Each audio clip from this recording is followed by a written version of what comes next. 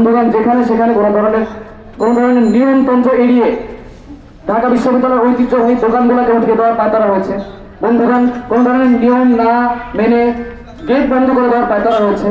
কিন্তু এই যে পায়তারাগুলো একের পর এক চলছে, এগুলোকে আসলে নিয়ন্ত্রণে আনবে কিভাবে, এই প্রক্টর কিভাবে আনবে ভিসি, সেই রূপরেখা আমরা দেখতে চাই। এই হত্যার বিচার যেমন চাই, তেমন সামনের দিনে নিপীড়ন বিরোধী ক্যাম্পাস কিভাবে গঠিত হবে, সেই জবাব আমাদের প্রক্টরকে দিতে হবে, সেই জবাব আমাদের ভিসিকে দিতে হবে। বন্ধুগণ, সেই আকাঙ্ক্ষা নিয়ে আমরা আমাদের সমাবেশ শুরু করবো।